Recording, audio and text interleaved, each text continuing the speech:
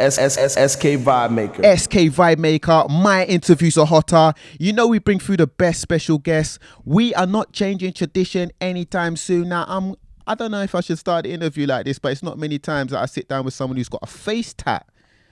The lady's got a face tat. It's Queen Millz in the building. What's good? What's good? Yeah, I just noticed it as we sat down. I see the little Q and the heart on the side there. Yeah. Was that an easy choice? I mean, face tats and that. Sometimes people say never do that. Do you know what? I've tatted, like, I've got my ribs tatted. Oh, straight. Gifted. And I've got the back of my neck and my spine tatted. And I just thought, like, when I started the music for my career, I was just like, do you know what?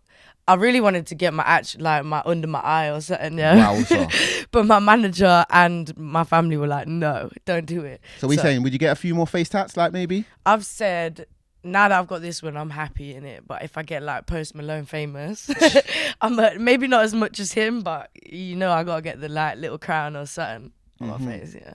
So let's jump right in with it, man. Like, what do you feel like people need to know so far about the Queen Millz musical journey? So it's been a long one. I've been writing since I was about 10 years old. I'm 24 this year, so yeah, I've been writing for a while. I started on grime. I was going to sets and clashes and stuff like that, sending for people on Facebook, and was like, that's when I found my love for the culture, basically, for the music scene. Then I just started I worked on a different project before I came out, which isn't out anymore because we took it down. But I was working on some songs and my manager found me from London, basically came to Leicester to meet me, and then started bringing me down to London to make basically anything that I would like, because I like making different genres. I don't like just sticking to one, so I would go in with different producers and artists and stuff and just make some magic, really. Yeah, then I started doing these little Instagram and TikTok reels and remixes and stuff, and like, yeah, we just keep trying to grow. Like, the journey's ongoing. Yeah. So let's also address the name Queen Millz. I mean, are you a descendant of royalty? Is that like, is there any of that going on? No, is it all regal out it's here? Self-proclaimed. But I used to be Lil Millz because I was really small and little and cute, like a little. I was like, to be fair, I was that little. What's the word? Rascal. Yeah, yeah, Straight. Basically at school and that. So I was Lil, but it weren't like Lil Pump or anything. It was more like Lil Wayne. Do you know what I mean? Okay. That's where it was influenced from. But because I was so small and like my bars were kind of immature at the time. So basically when I grew, like, I feel like I don't know really what the turning point was, to be honest, but I feel like my music started to grow a little bit more. Oh, actually, I know where the turning point was. I started properly sending for people on Facebook and stuff. And I like self-proclaimed Queen of Grime back then. But I also thought, like, I've grown from Lil to a queen. Do you know what I mean? And I feel like, as well, self-proclaiming queen, I'm not the queen of rap or music or anything like that. I like to let every queen in the industry strive, basically. Because I feel like there are some artists that definitely say, some female artists that say they're the queen of this, queen of that, and they're definitely throwing down the gauntlet like it's a war cry. Yeah, I don't want that. I'm not gonna lie. I'm not looking for any beef or qualms with anyone. Like, but I feel like, because you were saying that you were sending for people in the future, you've definitely, in the past on Facebook and that, you've definitely got that part to you. They don't want to send for me, fam. Ooh. Nobody. Please don't, for your own sake. I'm telling you. Everybody that I know will tell everybody that. I'm not looking to do that because I don't want to have to end nobody's career. Do you get me? It's just one of them. Say no more. Say little, say less. So you definitely got the lyric where you say, I might look Asian, but I got Jamaican roots. Yeah. You know what I'm saying? So kind of break down your heritage. And I know that I can feel like by looking at you, you've got mixed heritage. Yeah. And like having mixed heritage, being mixed race, there's definitely a deeper living, deeper upbringing. People have different experiences. Some people have the plain sailing one. Yes. Many people have like identity crises. Yeah. You know, either side don't want to sort of accept you. That's like me. So kind of break down your experience of growing up mixed heritage and just kind of break down the background. I'm Jamaican, Indian and white English. My dad's a coolie. That's what we say in yard. But yeah, I live in like a white village, like a really posh upper class kind of area. Do you know what I'm saying? My parents are from the ghetto. Do you know what I mean? They've worked very hard to get me to where we can be comfortable and safe in an area. But my dad hates it and I hate it because there's no culture there, innit? There's nothing to culture me as a kid. Put the pin on the map. Where's the part that you're from? Broughton Astley in Leicestershire. What's it called? Broughton Astley. Broughton Ashley. Yeah, it's like a little village. Straight, okay. Yeah. An actual village. Yeah, little village. Yeah. But I hated growing up there. So I used to go to like Leicester City Centre, to like places like Rushmede, or I used to do basically I did my first ever recording of a song at the Highfield Centre, and Highfields is like quite a well-known area in Leicester, so that's where I got my culture from. Do you know what I mean?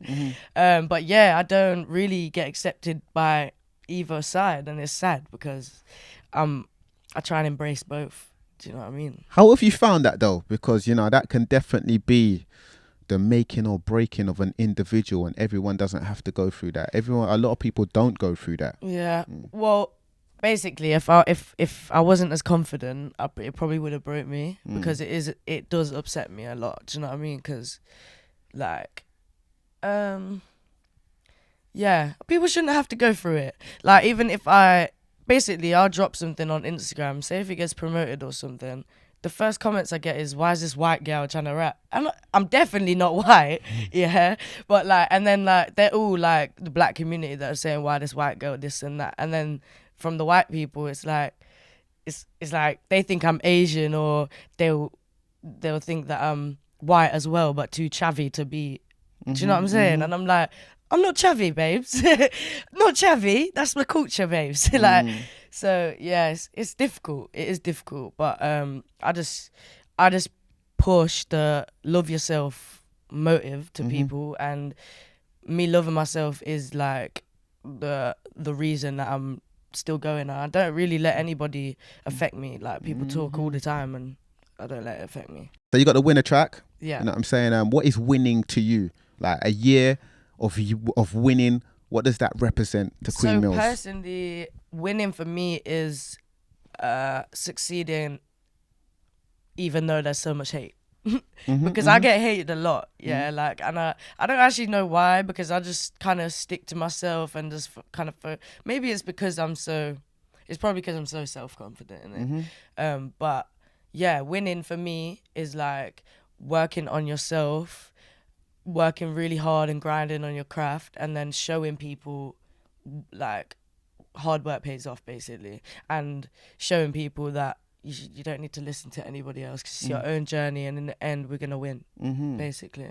So aside from personally the mixed race, mixed heritage struggles, what have been some of the biggest obstacles trying to make an impact as a new artist coming into the game? Because some people see it and they think it's all glitz and glamour when they see artists is winning. Yeah, but it's definitely not that all day. What's been some of the biggest hurdles for you? So I'm not rich. I'm not trying to so one of the biggest thing is like materialism and all of that. Like, everybody nowadays is on this designer, bling, all of that, yeah. I can't afford that. So I like to just try and rock brands that ain't like out there, but still kind of look drippy, do you know what I mean? And show people that you can kind of step through and do your own thing. You don't have to be like that rich, like materialistic person. Also, it's hard. It's hard being from the Midlands, being from out of London. It's hard, but social media is the key. Like, it connects everyone. Yeah, literally. Like, and that would literally be my advice for anybody that's struggling to try and get some attention, because yeah, social media is the key, and consistency. Literally. TikTok is being used as a big marketing tool to break new artists, whether artists are doing it intentionally or whether they're just virally taking off. Now, what do you think about using TikTok as a promotion medium? Is it something that you actively say, I'm going to make this song like this so I can put it through TikTok? Is that something you think about? I don't really think when I write. So, like, I always record different kind of things anyway. So if they sound like they would pop off on TikTok, I would definitely go and market them on TikTok, 100%. And in general, any kind of song will pop on TikTok if somebody likes it, or if it's on there. There's going to be an audience that someone like that relates to your kind of stuff. So like, yeah, I would definitely influence everybody to go on TikTok and drop their music, because you'll find fans. So, you know, you're encouraging artists, and many people do encourage artists to put their music on TikTok. But if you are an artist that hasn't blown yet and you are perceived to have blown up off of TikTok as a new artist, there is a stigma attached as being a TikTok artist that maybe people sort of look at your credibility, your longevity, your validity. I suppose then it depends actually what kind of artist you are. Like if you're not just a TikTok artist and you can make other songs, if you're famous from TikTok, it doesn't matter what anybody says. You're making money, you're probably writing songs for people, you're probably syncing your songs. Like it doesn't matter what people say in it, or what other artists say anyway, because they're probably jealous that you're getting more plays than them. Do you know what I mean? So yeah, again, like my main thing is just mind your business, man. Do your thing. Like don't even be watching anybody else, because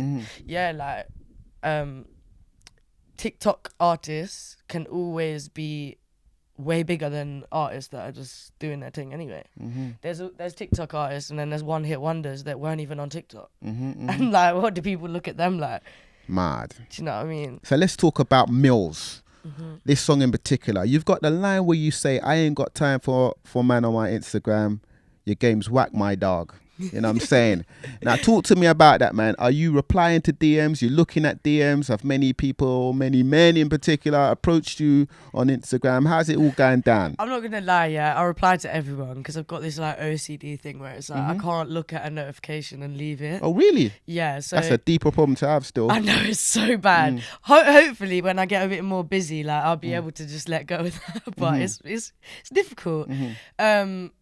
So I'm not gonna lie, a lot of people just get like, yeah, thanks. Okay. Do you know what I mean? A little one word and that, yeah? Yeah, like, because, Are you getting much propositions from, you know, like of the sort of romantic type? You know what I'm saying? The but drawing, it just stresses me out. Like, I'm the married to the lines. game. I'm married to my career right now. You're not interested in none of that? Not really. Some people are like kind of against like, you know, online romances and stuff, man. Like, but many people are open to it. I think like me as an artist, I kind of leave a lot of room for speculation. So like, I don't do the sex sales thing in it, but I do like, I'm still sexy with it. So man, them a bit like, ooh, I want to see more. Like, let me take you out. Let me, okay, do you know what I mean? And I'm a bit like, no, they scare me. I'm not down for that. That kind of leads me on to my next topic. So I've been speaking to a lot of female artists about the pressures to sexualize their music in this music industry, in this showbiz industry, you know what I'm saying? Pressures to maybe like sort of sexualize their lyrics, sex it up a bit more, pressures to have body surgery and bad beat culture. Have you felt much of those pressures from the music industry, and how have you dealt with them? I think I'm trying to be a different kind of kettle of fish.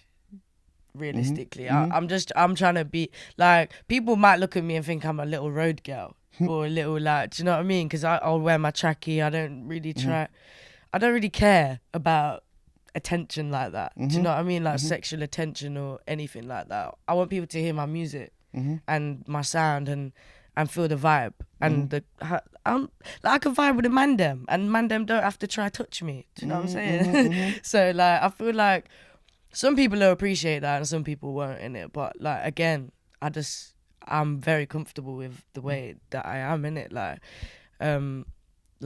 yeah. And girls give me attention as well, and I'm straight. But it's nice. Do you know what I mean? I'm just gonna be like, yeah, cool. I'm comfy. Like, just yeah. I don't feel pressure to get any like body surgery or anything like that. Really, it's hard because obviously it's pushed in your face 24/7. But the only thing I really feel like need to do sometimes is go work out. Do you know what I mean? Just I mean, bust all some of us can do squats. a bit of that. Do you know what I'm saying? Yeah, like bust some squats, Maintenance. or some sit-ups, and I'm blessed. But yeah, I'm not really looking to enhance. But you're quite slim and trim with it. You don't exercise. You don't work out. Not really, you know. Okay. Natural. I used to be a dancer, so Okay, like, straight. yeah, and I used to do like full out routines and like classes every single day, innit? I haven't done that for years, by the way, but It's I still in feel your like, DNA. yeah, like the metabolism's still there, innit? So yeah, like I walk everywhere. Okay. Like I don't drive on it, so I just walk and Never underestimate the walk. you get me, like yeah, and like go like I like to go spa and go for a little swim and that. So yeah, but I don't do a lot of exercise, and I just eat loads of fast food. Wowza. Say less. It's bad. So let's talk further about, you know, the Hear Me Out track. You got the bar where you say, I even went through phases of violating chicks like a circus clown. Now, I know that there can be certain energies in this music industry that pit the females against each other. Yeah. You know what I'm saying? For some clout, for some marketing. That doesn't really happen on the other side when it comes to the guys. But it seems like it happens, like when the guys are sending for each other, that's because they want to do it. But when it sort of comes from the females, I feel like there are a few female artists that have told their stories about certain industry energies pushing them to diss each other. Have you felt much of that energy? I would honestly, yeah, I want to be like in with the queens. Do you know what I'm saying? Like, I don't want any kind of negativity. So anybody that tries to, I've not really took it in if someone has tried to push it on me, because I'll just cuss them and tell them move. Like I'm going to be on a tune with them one day and then you're going to be like, oh, but you see again as well, people are like, yeah, you lot should beef because you whatever, but then they're like, why are there no female ciphers? Why are there no female tunes that there's bare females on? It's because of the energy that people give in it and what they push to us. But I would love that. That I want to. Maybe I'll be the one to organize that one day because, yeah, like I don't rate it. I don't rate the fact that people want to beef. Like we don't have to be. They don't have to be one head. Like one top female, one top male, because it's male dominated, realistically, yeah. There ain't no, yeah, Central C's the best, oh no, Digger D's the best, oh no, this guy's the best, you know what I mean? There's no, like, people don't really make them compete, but that's why I think it should just be like, all of us females are cool, you know, and we all like rising as one, and we should allow each other to shine, innit? Really. And yeah, like that's what I want anyway. What are some of the long-term ambitions of Queen Millz? Well, I want to be worldwide. Like I'm very American influenced, so I want to definitely head over there and work with some artists and producers.